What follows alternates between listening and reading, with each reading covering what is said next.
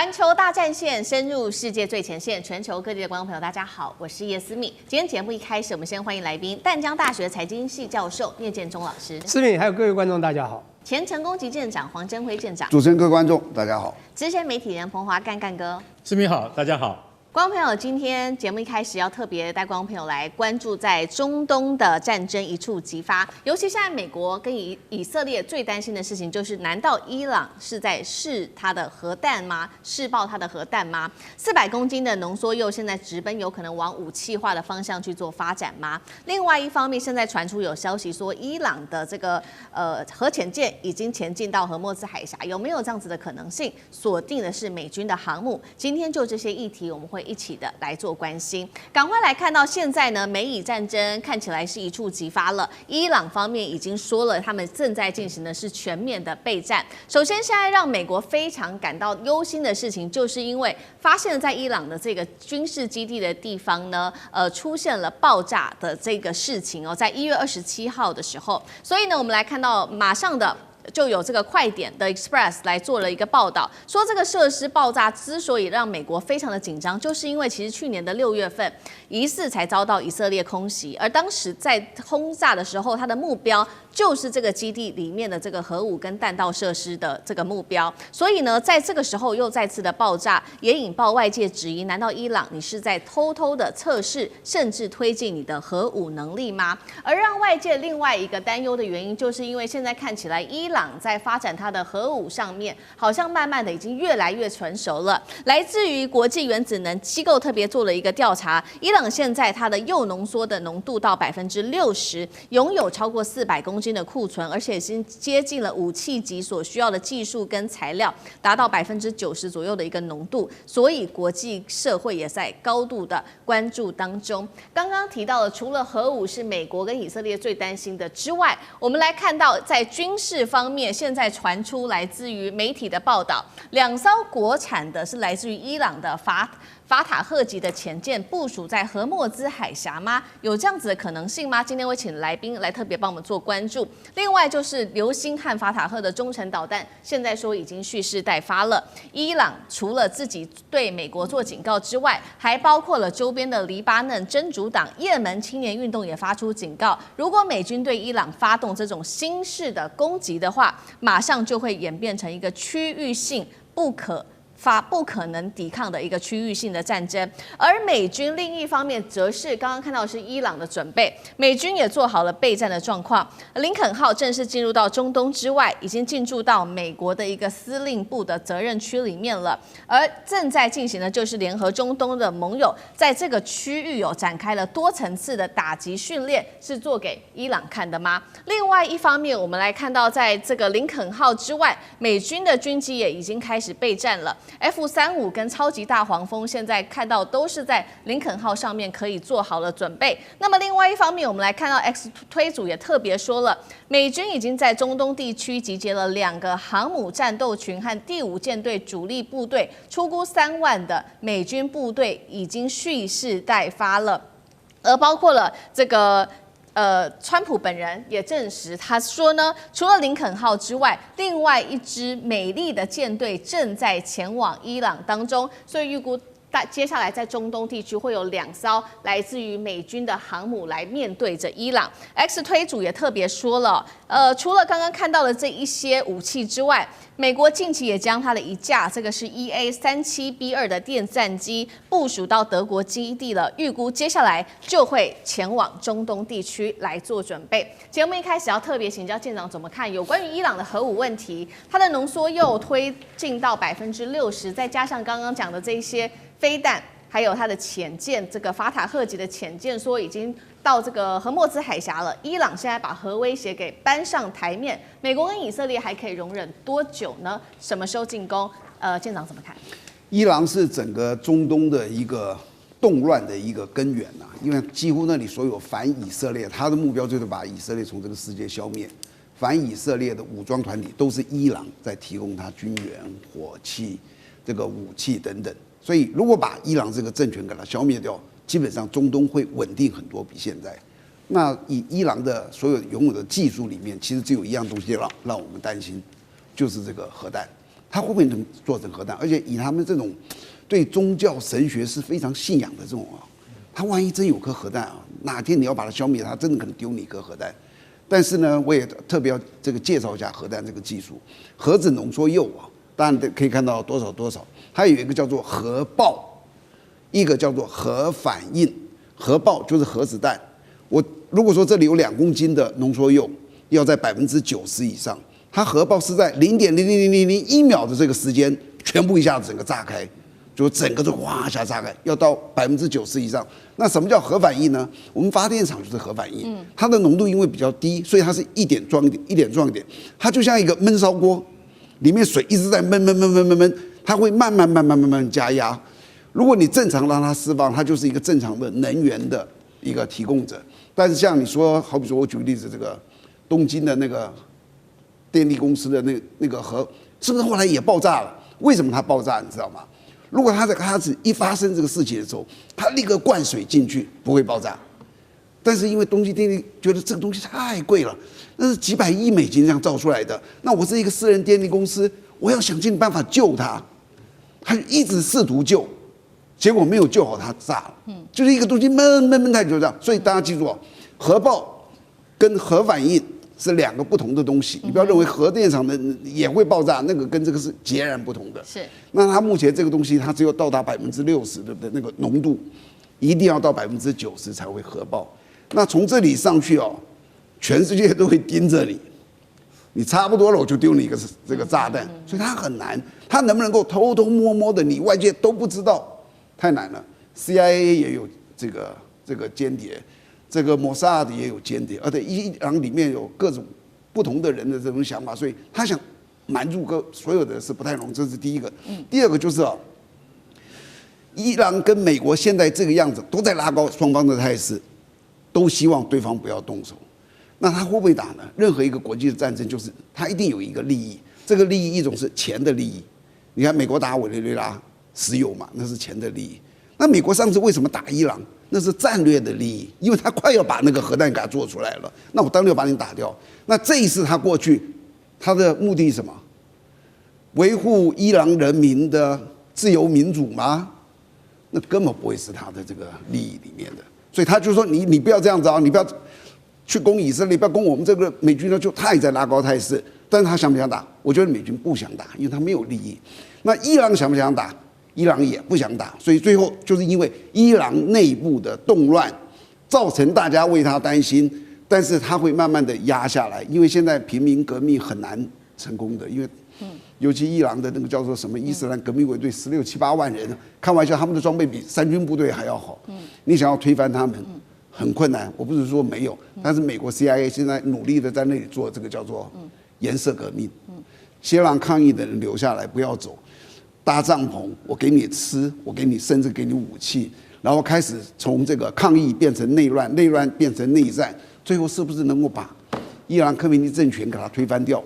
希望能够，但是我觉得它有它的难度在。但是如果你忧心美伊大战，我觉得几率很小，因为双方都看不到他愿意打的这个叫做国家的利益存在哪里。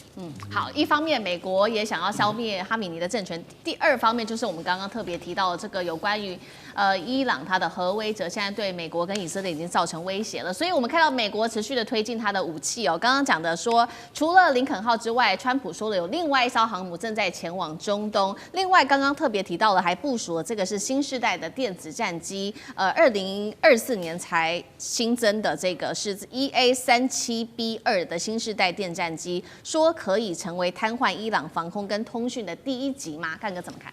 好，我看这个就说我们现在先看哈，就伊朗也部署了流星和法塔赫中程导弹，还有特别是讳莫如深的法塔赫级潜舰，其实这是从苏联的就俄罗斯的那个基洛级发展过来的。那我相信，因为大家要晓得，伊朗具有实战经验，就是说伊朗是能打的，它跟伊拉克不太一样，它真的波斯帝国还是有它的传统，就是说当真的威胁来临时，它是真的能够威胁以色列、威胁美军的，它具有这样的能力，所以部署这样的潜艇，其实对美国而言的话是一种威胁。那部署这样的飞弹，对于航空母舰战斗群也是一种威胁。所以美国现在最新要派 EA-37这个电战机过去。简单介绍一下 ，EA-37就是以前北约组织在40年前最夸口的，我们有E-3空中预警机，带个大圆盘，一飞到这个空域300公里的范围之内，什么飞机都逃不过我的法眼大家了解吗？然后最近的就是什么？就是去年巴基斯坦跟印度那个战争，传说巴基斯坦是用的中国提供的 ZDK-03空中预警机，那其实就是空警500改装的。然后空中预警机在天空发号施令，然后接到了指令之后，直接指挥歼十敌人印度的标风战机，连看都没有看得到目标就被打下来了。所以大家就晓得电战机它的威力在这个地方。那 EA-37B 它是取代了什么？取代了大家最熟悉的 C-130EC-130的区域空中预警机。我们在很多电影里面都可以看得到 EC-130因为它就是美国用了40-50年的空中预警机。可是现在 EA-37B 它到底进步在哪里？因为它变成了喷射机，它不再像那个螺旋桨飞机飞得那么慢。时速才600公里而已，EA-37B 时速967公里快到1000公里，飞得快，飞得高，再来你知道滞空时间长，所以像这样子的空中预警机，它不但可以囊括以前 C-130的电子功率70%以上，然后它还加装了主动扫描阵列雷达，在它的脸的左右夹，看那个飞机你就觉得说，奇怪，这个飞机怎么左右夹胖胖的？那都是电子天线。它还承担的，我们现在常常在讲的，就像我们现在这个立法院在审国防特别条例的时候，常常会提到 C5ISR C5ISR 是什么意思呢？就是一个作战管制系统就是指挥、管制、通讯，然后电脑、网络、情报、侦查、监视这总共8项大项。就是 EA-37B 它要做的工作。好，那讲到重点，就是说结论：当 EA-37B 到了德国法兰克福的基地的时候，它直接往波斯湾因为那是最近的北约基地，它直接往波斯湾前进的时候，海上有航空母舰，天空有我的 EA-37B， 它直接瘫痪了。为什么？直接瘫痪伊朗，你可能所有想得到的防空网。由它来瘫痪，为什么？因为它的 E 代表 electric，A 代表什么？代表 attack， 也就是说 EA-37B 它会先用它的电子战系统瘫痪伊朗的 S-300跟 S-400的防空导弹，甚至有可能连中国会不会提供它那个红旗 9B？都在 EA-37B 的瘫痪范围之内，这就是今天美军先派过去，它意义在这边。而且真的如果打起仗来的话，这一架电战机会发挥很大的作用。好，那我们如果假设很不幸的，真的双方发生交火的话，接下来包括了伊朗号召的真主党，要请聂老师来看，还有也门青年运动会不会全面来做参战？那接下来对于中东情势的影响 ？OK， 我觉得。世界大家都知道，从这20世纪到21世纪，最漂亮、最厉害的战争叫代理人战争嘛。那大国呢，通常呢，他不会自己先下去，先找前面的这个代理人的部队像美国当时不管用了各种，全世界都算他的代理人。像乌克兰最近的情况也有点类似因为当2个大主，比如我们讲现在世界2大势力，第一个就是中俄，还有美国这边。但大家知道有个 CRINK 呢，叫做 CRNK， 这个 I 叫做 Iran， 就是伊朗。伊朗从某个角度等于是2个极端的前面的一个某个代理人你知道我的意思了，就是，但这个之间因为霸主还是美国，所以基本上很难在他后面找伊朗做完全代理很难。但是因为伊朗它之间跟这个以色列在中东这个地方还是有一个不管自始至终的一个爱恨情仇，那这2边的这个敌对呢，这不会马上是消减的那么从各种角度都一样，因此他们。不可能马上被完全消灭之下呢，不断的会发展自己的军事实力以及对对方的一些威吓。然而，伊朗前面又有代理人，你刚刚提到的这3个几个地方呢，我觉得很重要，就是大家都知道，从2年前呢开始呢，这个巴勒斯坦的战争，这以哈战争之后哈，那时候的哈马斯大家都知道，然后那是巴勒斯坦的，还有这个黎巴嫩真主党，那么当然包括这个也门的胡塞组织等等。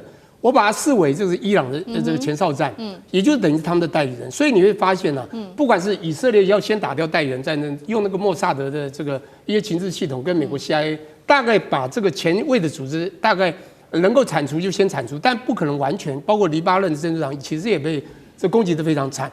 当然，伊朗内急呢，当然它背后的伊朗毕竟还是一个大国，它军事实力也不差，甚至它一直想要致力发展它的核嘛。好，刚刚谈到核的问题。大家也知道，全世界只有8个地方应该算是真正有核的实力，就是安理会的5大国嘛，好，这大家都知道。另外2个就是前一阵打仗的那个伊朗和那个巴基斯坦。那当然还有一个就是这个就在中东的以色列，对，它的弹头是很多。那么你可以说它是有，也可以说它是没有，但它实际上真的存在着这核弹头是可以攻击。伊朗当然就要发展它的这个核能，才有办法去抵御它在中东的这个维稳，以及甚至当然。这个全世界的霸主，美国的不断对他的这个制裁或侵略，当然大家也看到了，去年这个霸主这个在我们讲加拿大开这个 G7 会议的时候，突然2天就跑回去告诉大家说，2个礼拜我做一个重大决定，要对这伊朗制裁，没有想到2天就发动了 GBU-57，就钻了60公尺，有没有？好像刚讲了嘛，好像大家这个会隐会声嘛，说好像炸到了什么的，我们也谈过，如果真的炸到，怎么没有任何一个核外泄的这个影子都没有？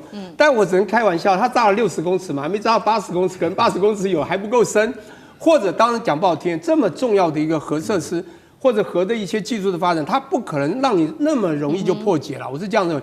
当然，莫萨德也很厉害，现在也很厉害。你知道，在这之前的时候，他非常多的核能的这个研究员或者军队将领都被暗杀，都被直接命中。包括好多这个周边的跟这核有关的。但是，我想伊朗它当然这个国家大，它有它的这个历史背景的一些研发实力以及它的这些技术，因此我觉得它这个还在做。那你现在讲最后一个重点，就是说，到底这个中东会不会瞬间的失控就打起来呢？刚刚看到你这边2边的布局，像我们小时候玩军演一样。好像就要打了，当然看起来也都师出有名啊，都可以做动作。可是你知道，一做动作2边都伤，对不对？所以这个时候我觉得，是有可能 yes and no 的问题，但 yes 的机会不小。但你要知道，这个不管是真主党这个也门组织，好这些东西要去这个反击，说要极力这个去反击这个所谓的另外一方势力的时候，但是我觉得这顶多是区域性的战争。我跟各位讲一下，这是我的发现。其实20世纪大家知道什么东西最重要？能源。你不管汽车、飞机都要靠能源。就21世纪是靠什么？没有，因为科技已经转变了 ，technology 变化以后，现在已经不是完全能源，是要靠电力。电力不一定完全从能源来，因此能源的至关的一个唯一关键已经不是了。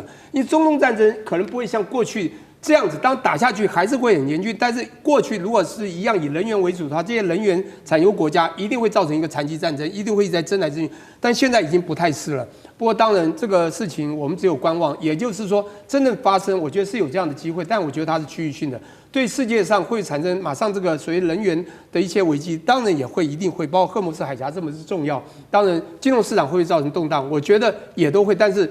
现在看起来不会像以前那么严峻，那我们还是要这个严阵以待之了。好，谢谢老师。那我们休息一下，马上回来。地缘政治、内中之争、战略价值、强权崛起、小国生存，现在与未来洞悉事件走向，掌握世界脉动，全球观点尽在环球大。